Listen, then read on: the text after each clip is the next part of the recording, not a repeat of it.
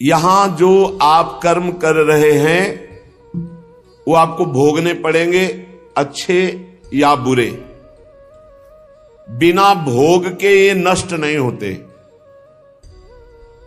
एकमात्र उपाय है, जैसे आपको वकीलों के द्वारा प्रमाणित कर दिया गया कि यहां के वकील है चित्रगुप्त, पूरी सीन सहित आपकी चेष्टाओं को अंकित किया जाता है, वो आपके मन में है, आगे प्रसंग आएगा। और जज हैं यमराज धर्मराज जी, और दंड अधिकारी हैं यमदूत, और दंड विधान जहां होता है उसे कहते हैं नरक। तो जैसे यहां जज ने कानून से अपराध करने वाले को दंड दे दिया, जाओ तुम्हें फांसी की सजा, राष्ट्रपति का अधिकार है, वो पूरा माफ कर सकता है। ऐसे ही राष्ट्रपति हैं भगवान श्री हरि। अहम त्वाम सर्व पापेभ्यो मोक्षयिष्यामि मा शुचा। अगर शुभ अशुभ कर्मों से बचना चाहते हो तो एकमात्र उपाय भगवान की शरण में होकर नाम जप करो, अन्यथा अवश्यमेव भोक्तव्यम कृतम कर्म शुभाशुभम। सुमति जी अपने पिताजी को बता रहे, यमदूत ने कहा महाराज, मृत्यु लोक में मनुष्य जो पुण्य और पाप करता है बारी बारी से उसे भोगना पड़ता है। बहुत ध्यान से सुनोगे तो आपको बड़ी सावधानी प्राप्त हो जाएगी। जो छोटी मोटी गलतियां आप हंसी खेल में करते हैं वो भी आपको दंड भोगना पड़ेगा। ये पाप और पुण्य बिना भोगे नष्ट नहीं होते कि आपने पाप कर दिया और दान दे दिया तो वो पाप कट गया, ऐसा नहीं है। पुण्य का अलग विभाग होगा, पाप का अलग विभाग होगा। अगर काट सकते हैं तो सिर्फ भगवान काट सकते हैं, भगवान का भजन काट सकता है, दूसरा नहीं। लाखों जन्मों में जो तुमने पाप और पुण्य किया है, जो एकत्रित है, उसका नाम है संचित कर्म। संचित पाप और पुण्य, और उससे जब मनुष्य शरीर मिलता है या जो शरीर मिलता है उससे जो हिसाब निकाल करके कुछ पुण्य और कुछ पाप, उसे प्रारब्ध भोग कहते हैं। फिर यहां कर जो नवीन कर्म किया जाता है उसे क्रियमाण कहते हैं। मनुष्यों के लिए जो उनका जमा हुआ पाप और पुण्य है वो अंकुरित होकर बढ़ता रहता है, ब्याज दर ब्याज। बहुत दुर्गति होती है, इसीलिए बहुत जन्म हम भोगे तो भी अपने संचित कर्म को नहीं भोग सकते। जैसे बीज मिट्टी और जल की आकांक्षा करता है तभी वो उत्तम वृक्ष रूप धारण करता है, ऐसे ही पाप और पुण्य उसे प्रेरित करके पुनः पाप करवाता है, प्रेरित करके पुण्य पुनः पुण्य करवाता है। अगर पाप कर्म में रहती है तो पाप पर पाप, पाप पर पाप, और ये एकत्रित होकर वृक्ष रूप होकर समय स्थान वो निश्चित करेगा। पाप तुम्हें कहां दंड देना है, समय स्थान। बुरी दशा आने के पहले बुद्धि बदली जाती है, उसकी बुद्धि बदल दी गई।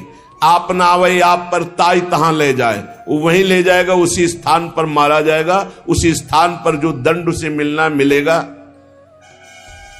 जैसे आपने छोटा पाप किया तो आपके चलते समय पैर में कांटा चुभेगा और दुख होगा।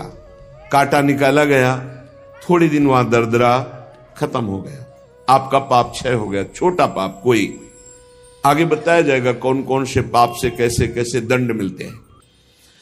अब अगर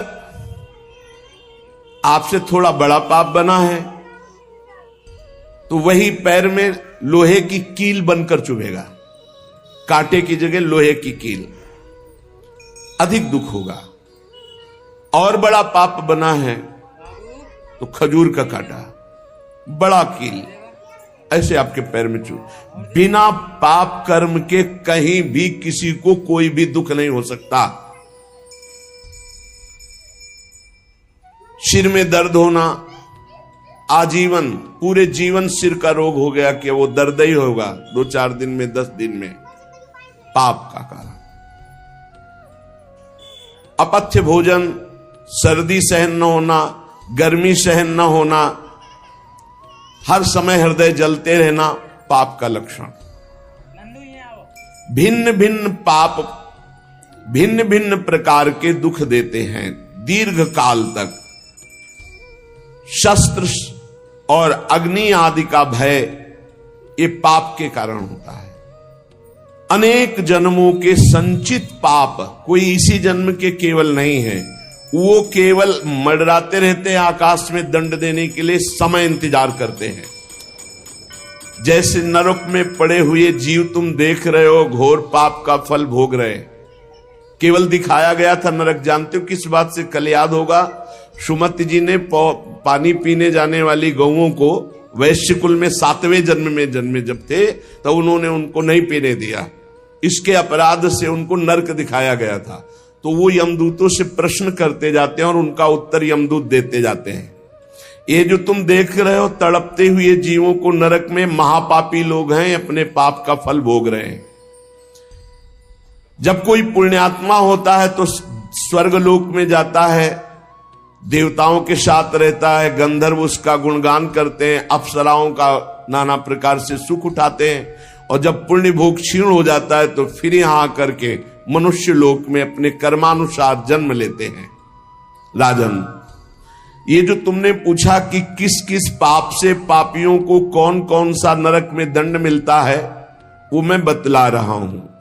जो नीच मनुष्य कामना और लोभ के वशीभूत होकर दूषित दृष्टि से हर स्त्री को भोग भाव से देखता है, जिसको देखता है बस काम भाव से देखता है। बोले जो दुष्ट दूषित भाव से माताओं बहनों को भोग दृष्टि से देखता है, तो यहां बड़ी बड़ी चोंच वाले वज्र के समान, जिनकी चोंच ऐसे गिद्ध बार बार हजारों वर्ष उनकी आंखों को नोचते और खाते रहते हैं। वो आंखें बार बार होती रहती हूं, बार बार निकालते। यही वहां है कि मरना नहीं है। उनकी दोनों आंखों को वज्र तुल्य नरक के पंछी बार बार निकालते हैं और खाते हैं, और उनके पुनः नए नए नेत्र उत्पन्न हो जाते हैं। इस पापी को पलक झपकने तक के लिए विश्राम नहीं मिलता, निमिष तक के लिए कि थोड़ा चैन मिल जाए, महान दुख होता रहता है। हजारों वर्ष तक उसको इस नेत्र दर्द पीड़ा भोगनी पड़ती है। और फिर जब मृत्युलोक में जन्मता है तो नेत्र रोगी पैदा होता है। वो यहां पैदा होगा नेत्र रोगी, या नेत्र ही नहीं है या नेत्रों में दिखाई नहीं दे रहा, कई तरह के व्यवधान, जिन्होंने नेत्रों का दुरुपयोग किया। अब जिन लोगों ने, जिनको तुम देख रहे हो इनकी जबान काटी जाती, बार बार जबान नोची जाती है, ये वो लोग हैं जो शास्त्र का गलत उपदेश किए हैं, गलत अर्थ किए हैं, अपनी वासना की पूर्ति के लिए शास्त्र का गलत प्रयोग किए हैं, जो किसी को गलत सलाह दी है तो इनकी जबान बार बार छोटे छोटे हिस्से में तलवार से काटी जाती है। शास्त्र का उल्टा अर्थ बताया, उसकी जबान को वहां हजारों वर्ष काटा जाता है। खिलवाड़ नहीं, प्रश्न उत्तर कर देना। अगर आपका उत्तर गलत है तो आप नरक जाएंगे। प्रश्नकर्ता तो आप पर श्रद्धा करके पूछ रहा है, और आपने मनमानी उत्तर दे दिया और वैसा आचरण कर दिया तो उसको पाप नहीं लगेगा, पाप आपको लगेगा क्योंकि आपने आदेश किया है और आपकी दुर्गति हो जाएगी। इसीलिए अनाधिकारी को जब जनक जी महाराज विदेह राज ने पूछा, निमि जी ने नवयोगेश्वरों से कि मैंने यही प्रश्न कर्म के विषय में सनकादि से पूछा था, वो मौन थे, कोई उत्तर नहीं दिया, क्यों? तो बोले उस समय आपका ज्ञान जागृत नहीं हुआ था, आप उस समय अनाधिकारी थे, कर्म का बड़ा सूक्ष्म विषय होता है, इसीलिए मौन थे। ऐसा नहीं कि हर प्रश्न का उत्तर फटाक से दे दे, और वो गलत है अगर उत्तर तो शास्त्र सम्मत नहीं है तो उत्तर देने वाले को नरक का दंड मिलेगा, उसकी जबान हजारों वर्ष वहां काटी जाएगी। जो शास्त्र का गलत अर्थ करता है, जो शास्त्र को अपनी वासना पूर्ति के लिए घुमा करके बोलता है, जो किसी को बुरी सलाह देता है, उसकी जबान यहां काटी जाती, जो देख रहे हो। और हे सुमति जी, जो वेद की निंदा करते हैं, देवताओं की निंदा करते हैं, संतों की निंदा करते हैं, वैष्णव की निंदा करते हैं, गुरु की निंदा करते हैं, गुरु पर दोष दृष्टि करते हैं, गुरु को वक्र दृष्टि से देखते हैं, क्रोध दृष्टि से। उन सब को यहां भयंकर वज्र तुल्य वाले जिनकी चोंच है, ऐसे पक्षी गिरा गिरा करके उनके अंगों को नोचते हैं, जबान, आंख और उनके शरीर के अंगों को। जितने निमेष तक उनके द्वारा ये जिह्वा जनित पाप हुआ है, उतने 1000 वर्ष तक उनको पक्षी नोचते हैं। जो नराधम बिना दोष के दो मित्रों में फूट डाल देते हैं, एक दूसरे की चुगली करके, पिता पुत्र स्वजन में भेद पैदा कर देते हैं, और जो पुरोहित, बहुत ध्यान देने योग्य बात, अनुष्ठान का संकल्प लेता लेकिन अनुष्ठान पूर्ण नहीं करता, जजमान को क्या पता। जो पुरोहित जजमान से नियत संख्या ले ली धन और अनुष्ठान पूरा नहीं किया, या जो अपनी माता और पिता का अपमान किया, जो अपनी शरणागत, अपने अर्धांग विराजमान पाणी ग्रहण की हुई पत्नी का विविध प्रकार से अपमान और शोषण किया, वो यहां आरे से चीरे जाते हैं 1000 वर्ष तक। दिखाया, देखो ये बीच आरे से आराम आराम से एक एक अंग चीरे जाते हैं। उस पुरोहित को भी दंड मिलता है, उस पुत्र को दंड मिलता है जो माता पिता का अपमान, उस पति को दंड मिलता है जो पत्नी का शोषण, उस पत्नी को दंड मिलता है जो पति से छल करती है। आप खुली आंख इनकी दुर्गति देख सकते हैं। जो दूसरों को कष्ट देने का स्वभाव बना लिया है, बातचीत चेष्टा से कष्ट ही देना है, जो दूसरों की प्रसन्नता में जलते हैं, जो दूसरों की घरों में, सोए हुए घरों में आग लगा देते हैं या फसलों में आग लगा देते हैं और उनको प्राणांतक कष्ट देते हैं, उन अधम पापियों को यहां जलती हुई आग में जलाया जाता है। तुम देख लो, तपती हुई बालू डालकर उनको भूना जाता है और यहां आग में उन्हें जलाया जाता है। जो एक जगह निमंत्रण मिला, फिर दूसरी जगह निमंत्रण मिला, तो पहले निमंत्रण वाले को छोड़ करके दूसरे के यहां निमंत्रण पाकर फिर पहले वाले के यहां निमंत्रण पाने गया। ऐसा नहीं है, ये नरक का कारण बन जाएगा। एक जगह निमंत्रण है, वहां गए, अगर हम भूखे हैं तो भूखे, नहीं मिला तो नहीं मिला, अब दूसरे दिन देखा जाएगा। 2, 3, 4 निमंत्रण, ऐसा नहीं। जो ब्रह्मर्षि किसी देव कार्य के लिए, पितृ कार्य के लिए यजमान के द्वारा निमंत्रित किया गया और वो दूसरी जगह भोजन कर लिया, दूसरे निमंत्रण को स्वीकार करके फिर उसके यहां भोजन करने गया, तो उसको यहां नरक में 2 टुकड़े करने वाला दंड मिलता। बार बार उसके 2 टुकड़े, ये बार बार बहुत जगह भंडारा, बहुत जगह निमंत्रण, ये ऐसा नहीं है। सिद्धांत है, तुम भूखे हो तो एक जगह चले जाओ और अपना पेट भरो, भजन करो। ये नहीं कि 5 जगह चले गए तो खूब दक्षिणा 5 जगह की मिली तो सुन लो। ये तस्मात् शास्त्रम प्रमाणम, ये शास्त्र है, मनमानी नहीं। पहले ऐसा कभी ब्रह्म ऋषि जन नहीं करते थे। 5 घरों में भिक्षा मांग लो, या निमंत्रण है तो एक जगह जाके पेट भर लो जो रूखा सूखा मिले। ये 14 जगह भंडारा, 14 जगह निमंत्रण, तो उसकी व्यवस्था है। ये नरकगामी बना देगा, बुद्धि भ्रष्ट हो जाएगी। जो सदैव कड़वी बातें बोलकर लोगों के दिल पर चोट पहुंचाते रहते हैं, कुछ लोगों का ऐसा स्वभाव होता है, जब बोलेंगे तो हृदय की पीड़ा प्रकट हो ही जाए, ऐसा उनका है। ऐसे हैं वो, ऐसे बोलते हैं कि अत्यंत पीड़ा दे। ऐसा करने वालों को यहां के पक्षी टूट पड़ते नरक में लाते हैं, नोच नोच करके उनको खाते हैं। जो यहां किसी की चुगली करता है, उसकी जिह्वा तेज छुरे से बार बार ऐसे ऐसे चीरी जाती है, फिर पूरी हो जाती है, फिर चीरी जाती है।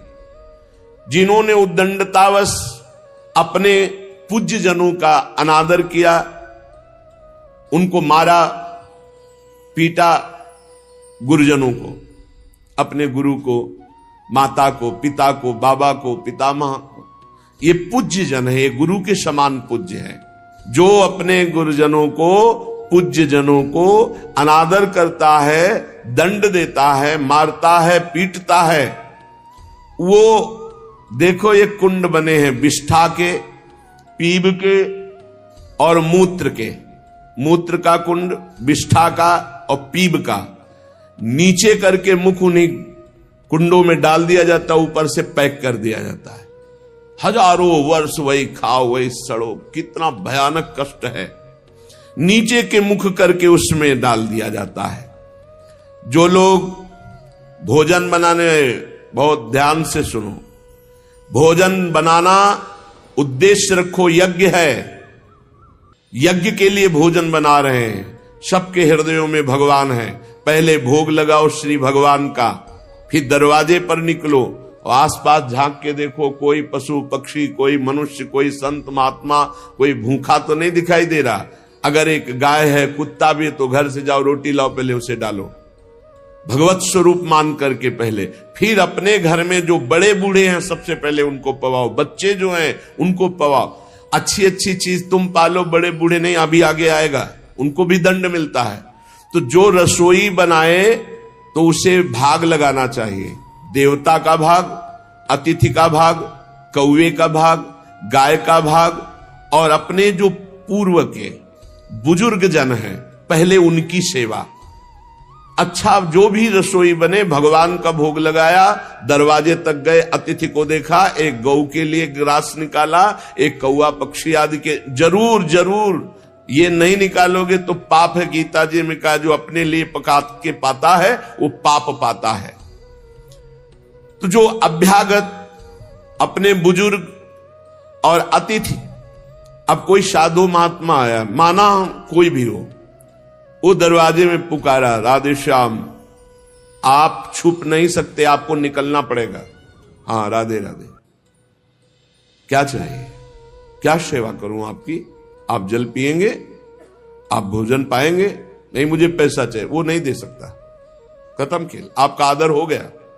आप मृदु वचन में इतना तो बोल सकते हैं, राधे श्याम, आप इतना बोल सकते हैं, आप जल पिएंगे, आप रोटी पाएंगे, भोजन प्रसाद पाएंगे। नहीं, मुझे रुपया चाहिए। नहीं, मेरी श्रद्धा नहीं, मैं नहीं दे सकता, सामर्थ्य नहीं है, श्रद्धा नहीं है, कुछ भी आप कह दो उस पे चलेगा, पर आपको निकलना चाहिए। यदि आप छुपे रहे हो, आपके कान में आवाज आई, आपके दरवाजे से भिक्षुक वापस जा रहा, तो आपके सुकृत नष्ट हो जाएंगे और आपको पाप लगेगा। ये धर्म है, अतिथि देवो भव। देना ना देना वो आपके ऊपर की बात है, लेकिन मृदु वचन, जल और भोजन, ये तीन तो प्राय सब, नहीं कुछ है एक फल दे दे। अगर वो कहता है मुझे भूख लगी है, तो आप वहीं गेट के बाहर बैठिए, परिचय नहीं है इसलिए, घर में जो सदस्य पुरुष वर्ग का, उससे 2 रोटी भेज दीजिए। जो दुष्ट आए हुए अतिथि का अपमान कर देता है, अतिथि देवो भव, बड़ी महिमा गृहस्थ धर्म में अतिथि सेवा, साधु सेवा की, उसे यहां पीब चाट चाट के पवाई जाती है नरक में। उनका बुरा हाल होता है, बहुत सावधानी। इसीलिए धर्मात्मा पुरुष एक एक कार्य को बहुत धर्मपूर्वक, जो यहां दूसरे के भाग का अपहरण कर लेते हैं,